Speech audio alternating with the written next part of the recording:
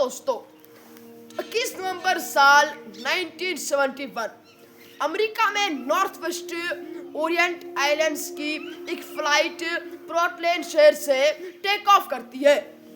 ये एक बहुत छोटी सी फ्लाइट थी, सिर्फ आधे घंटे की। सीटल जा रही थी। फ्लाइट में ज़्यादा लोग भी नहीं थे, सिर्फ 36 मेंबर्स और 6 क्रू मेंबर्स। लेकिन इन सब को इस बात का अंदाज़ा नहीं था कि आज इस फ्लाइट में एक हाईजैकर भी मौजूद है। एक बंदा टीबी कॉपर देखने में एक बिजनेसमैन की तरह लगता था। इसने वैसे ही कपड़े पहने हुए थे, सूट, टाई, वाइट शर्ट और ब्लैक कोट। एज लगभग मिड 40s के आसपास। कॉपर जानबूझकर प्लेन के लास्ट सीट पर बैठा हुआ था, सीट 18E। जैसे ही फ्लाइट टेक ऑफ करती है, एयर होस्टेस कॉपर एक एयर होस्टेस को बुलाता है। एयर होस्टेस का नाम था फ्लोरेंस शेफनर।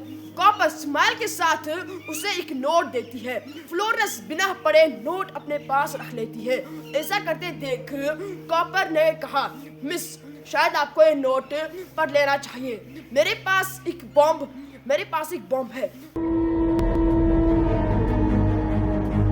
फ्लोरेंस जब नोट खोलती है, उसमें क्लियरली लिखा होता है, miss, I have a bomb in my briefcase. पहले तो फ्लोरेंस को यकीन नहीं होता। तब कॉपर अपना ब्रीफकेस खोलता है और उसमें कुछ रेड सिलेंडर्स, वायर्स और एक बड़ी सिलेंड्रिकल बैटरी दिखता है। इसमें कोई शक नहीं था कि ये एक रियल बम ही है। अब कॉपर अपनी डिमांड्स बताता है। $2 लाख, वो भी शाम 5 बजे तक। कैश एक बैग में, 2 फ्रंट पैराशूट्स और 2 बैक पैराशूट्स। जब हम लैंड करेंगे, 2 फ्यूल ट्रक रेडी रखना इस प्लेन को रिफुल करने के लिए। और वार्निंग देता है, कोई भी स्मार्ट मूव ट्राई मत करना, वरना मैं इस पूरे प्लेन को बम से उड़ा दूंगा। पैसेंजर्स को भी कुछ नहीं पता था। फ्लोरेंस भी चाहती थी कि प्लेन में पैनिक ना फैल जाए। वो क्यूटली कॉकपिट में जाकर ये नोट पायलट को दे देती है। दूसरे एयर होस्टेस टीना मैकलू को भी सिचुएशन बताई जाती है। और वो कॉपर के पास बैठ जाती है। Pilots immediately air traffic control को इन्फॉर्म कर देती है। सोन ये बात एयरलाइन के प्रेसिडेंट डोनाल्ड नियरॉप तक पहुंच जाती है। डोनाल्ड नियरॉप एक इंटरेस्टिंग डिसीजन लेते हैं। वो कहते हैं, हाईजैकर को फुल कोऑर्डिनेशन दिखाएगी, उसकी सारी डिमांड्स पूरी कर दी जाएगी। FBI के साथ कोऑर्डिनेशन में बैंक से कैश अरेंज करने की प्लानिंग होती है। बैंक के पास इमरजेंसी के लिए कैश रेडी था और उन पैसों में एक बहुत ही इंटरेस्टिंग बात है जिसके बारे में हम आगे बात करेंगे। कैश अरेंज करने में टाइम लग रहा था, जबकि फ्लाइट सिर्फ 30 मिनट की थी। इसलिए पायलट्स को कहा जाता है कि प्लेन को हवा में ही घुमाते रहो। ये 30 मिनट की फ्लाइट धीरे धीरे 3 घंटे की हो जाती है। पैसेंजर्स अभी भी बिल्कुल अनजान थे। फाइनली 5:46 PM पर फ्लाइट सीटल एयरपोर्ट पर लैंड करती है। सिर्फ एक एयरलाइन रिप्रेजेंटेटिव प्लेन के पास आता है कैश का बैग और पैराशूट्स के साथ। जैसे ही कॉपर को पैसे और चारों पैराशूट्स मिल जाते हैं, वो अलाउ करता है कि सारे पैसेंजर्स और क्रू मेंबर्स प्लेन छोड़ दे।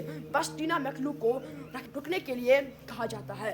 प्लेन को रिफुल किया जाता है और दोबारा टेक ऑफ होता है। अब प्लेन में सिर्फ पायलट्स टीना और कॉपर बचे होते हैं। कॉपर पायलट को एग्जैक्ट इंस्ट्रक्शंस देता है। प्लेन 10,000 फीट के हाइट पर हो, विंग एंगल 15, स्पीड जितनी स्लो हो सके उतनी रखो। फिर कॉपर टीना को कॉकपिट में जाने और दरवाज़ा बंद करने को कहता है। प्लेन के पीछे हिस्से में कॉपर अकेला होता है। वो पैराशूट्स पहनता है, पैसे का बैग रेडी करता है। कुछ ही देर बाद कॉकपिट में एक वार्निंग लाइट फ्लैश करती है। प्लेन के रियर सीट्स डिप्लॉय हो चुके थे। कॉपर उन स्टेयर से प्लेन से जंप कर जाता है, पैसा और पैराशूट के साथ। प्लेन को रिनो नेवादा में लैंड करवाया जाता है। पुलिस पूरी प्लेन की चेकिंग करते हैं, लेकिन कॉपर का कोई ट्रेस नहीं मिलता। सिर्फ मिलता है एक क्लिप वाली टाई, कुछ पैराशूट्स के टॉर्न पीसेस। यहाँ DB Cooper's ticket in the name of Dan Cooper. He needed a way to secure the money on his bag. यहाँ से शुरू होती है DB कॉपर मिस्ट्री।